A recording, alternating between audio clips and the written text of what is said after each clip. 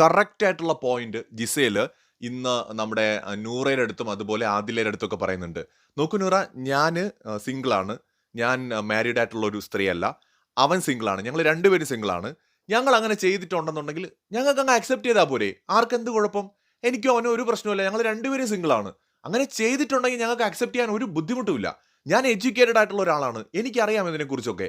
ഇപ്പോൾ വേറൊരു കാര്യം എന്താണെന്ന് വെച്ച് കഴിഞ്ഞാൽ, ഇതിപ്പോൾ അവര് ഫേക്ക് ആയിട്ടുള്ള ഒരു സ്റ്റോറി കെട്ടിച്ചമച്ചൊരു കഥയുണ്ടാക്കുകയാണ്.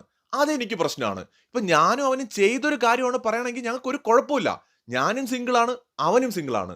അത് രണ്ടുപേരും കിസ് ചെയ്തു എന്ന് പറഞ്ഞിട്ട് ഇവിടെ ഒന്നും സംഭവിക്കാൻ പോകുന്നില്ല. ആരാണ് അതിന് ചോദിക്കാനുള്ളത്? ഇതിനോട് നമ്മുടെ നൂറയും അതുപോലെ അവിടെ ഉണ്ടായിരുന്ന റെന ഫാത്തിമയും യോജിക്കുകയാണ് ആ പറഞ്ഞ പോയിന്റിനോട്.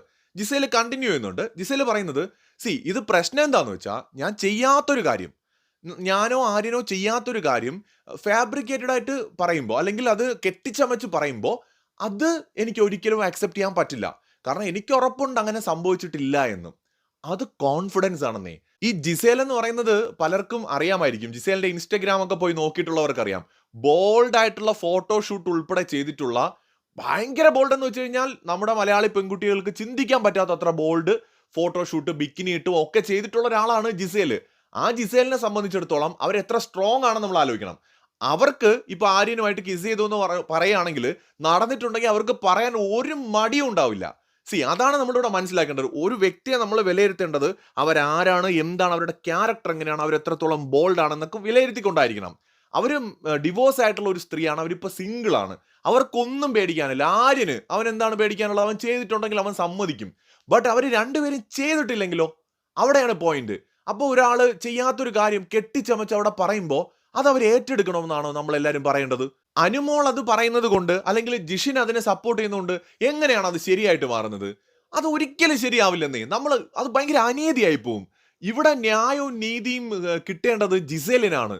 സീരിയസ്ലി ആര്യനാണ്. അവൻ 23 വയസ്സേ ഉള്ളൂ. ആ പയ്യനൊരു ലൈഫില്ലേ? അവന് പുറത്തൊരു ജീവിതമില്ലേ? അവൻ ഈ കോപ്രായം കാണിച്ച് കുറെ ഷോ ഓഫ് ഇറക്കി നടക്കുന്നത് കൊണ്ട് ചിലപ്പോൾ എല്ലാവർക്കും ആര്യനെ ഇഷ്ടപ്പെടില്ല.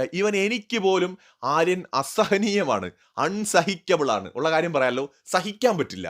അങ്ങനത്തെ ഒരാളാണ് ആര്യൻ. പക്ഷേ ഈ കാര്യത്തിൽ ആര്യനെ സപ്പോർട്ട് ചെയ്യാതിരിക്കാൻ പറ്റില്ല. കാരണം ആര്യനും ജിസേലിന്റെയും ഭാഗത്താണ് ന്യായം. നമ്മൾ ന്യായം എവിടെയാണോ, സത്യം എവിടെയാണോ, ആരുടെ ഭാഗത്താണോ അവർക്കൊപ്പം വേണം നിൽക്കാൻ.